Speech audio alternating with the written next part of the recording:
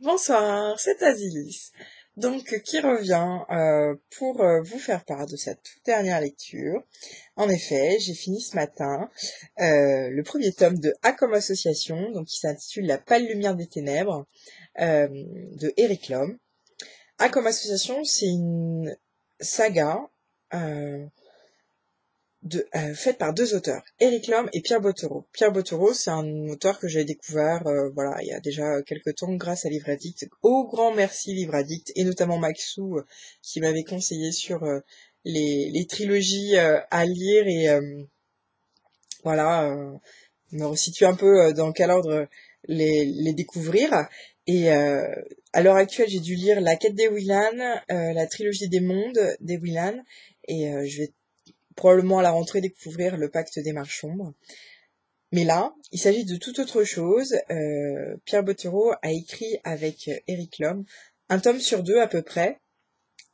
Donc ça a une connotation particulière parce que Pierre Bottero n'a pas pu voir venir le jour de ses écrits. Il est décédé fin 2009. Et donc Eric Lhomme l'expliquait dans son dans ce qu'il intitule En guise d'introduction, voilà la manière dont ils se sont rencontrés, Pierre et lui, comment est-ce qu'ils se sont voilà comment est-ce qu'on imagine deux auteurs fantasy jeunes euh, avec des univers qui peuvent se rencontrer et voilà, on découvre en fait deux auteurs qui ont assez vite déliré ensemble et qui se sont dit pourquoi pas un projet en commun. Et puis Eric est venu avec une idée et puis Pierre a dit et si ça se passait comme ça et si ça se passait plutôt là et alors du coup bah oui mais faudrait changer ci, faudrait et c'était parti ni une ni deux, ils se sont lancés. Donc Eric écrit le premier volet, Pierre le deuxième opus et ainsi de suite. Sachant que les tomes voilà, écrits par Pierre Bottero n'ont pas pu être relus et corrigés par ses soins, c'est donc Eric Lhomme qui en a et conscience a fait ses choix. Il explique très bien qu'il ne le regrette pas. Et c'est vrai que c'est particulier de découvrir une saga comme ça avec ce type de prologue, mais mais bon voilà. Allez, je vous en raconte un peu plus.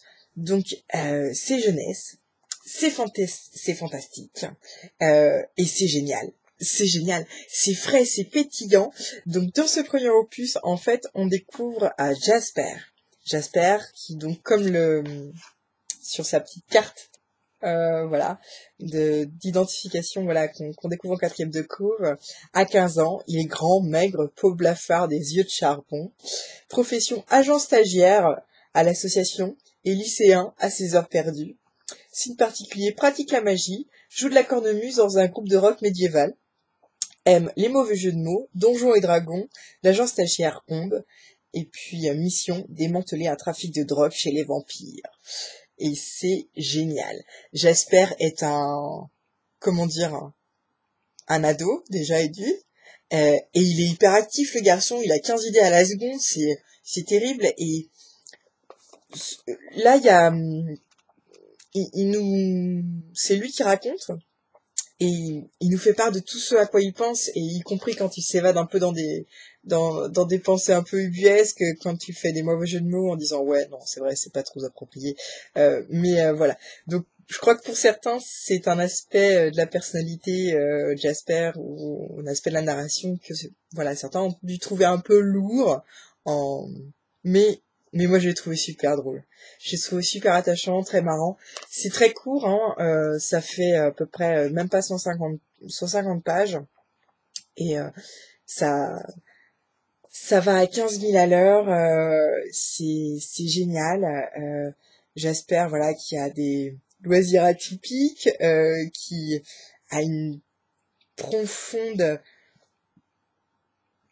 un talent, je dirais, pour la magie, et donc qui sait parler aux plantes, aux éléments. Il leur parle en elfique, et j'ai bien aimé le petit remerciement de l'auteur, voilà, concernant J.R. Tolkien, parce que on retrouve ses calligraphies, ses langages, ses prononciations, et c'est très très agréable. Euh, et puis toute la pédagogie, la manière dont Jasper nous parle de l'intérêt de parler comme ci ou comme ça pour telle ou telle formulation, j'ai beaucoup aimé. Et de fil en aiguille, sans trop qu'ils s'en rendent compte, ils se retrouvent, et surtout par des boulettes. Le garçon, il fait des boulettes, boulettes sur boulettes. Il y a une mission qui tourne, une mission, hein. C'est très court, ça s'étale sur quelques jours.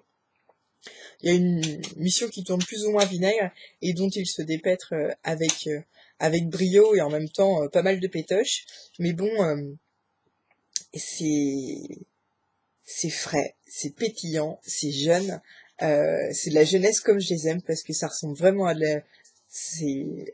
des jeunes quoi. Enfin, moi je me suis reconnue un peu dans Jasper en tant qu'adolescent avec beaucoup d'idées sur le monde, sur les choses, sur la manière dont tournent les gens et sur ses aspirations, ses rêves, ses envies. Et franchement, A comme association, c'est très bien. Ça donne aussi beaucoup envie de lire la suite. Le deuxième opus est consacré, donc écrit par Pierre Bottero, est consacré à l'agent stagiaire Ombre, qui est aussi une adolescente, qu'on entreaperçoit. Et voilà, c'est juste que j'espère la kiffe à mort, mais voilà, il n'en sait rien sur elle, puisque une des règles, c'est de ne pas dévoiler ses aptitudes et ses secrets. Et voilà. Donc juste pour vous situer un peu le fonctionnement, dans cet univers, il y a les paranormaux, les normaux et les anormaux. Voilà, je sais pas trop fouiller sur le vocabulaire. Les normaux, c'est les humains comme vous et moi. Les anormaux, c'est ceux qui ont... je sais pas, les vampires, les garous, les sorciers de magie noire ou les choses comme ça. Et les paranormaux sont ceux qui ont des aptitudes particulières. Donc les paranormaux servent, par le biais de A comme l'association, par le biais de l'association, à réguler l'activité des anormaux pour les protéger ou pour protéger quand même les normaux. Pour faire court, et en même temps un peu embrouillamini, mais bon, voilà. A comme association que je conseille déjà, et puis vivement que j'ai le droit d'acheter des bouquins pour me procurer la suite. Voilà, à très bientôt.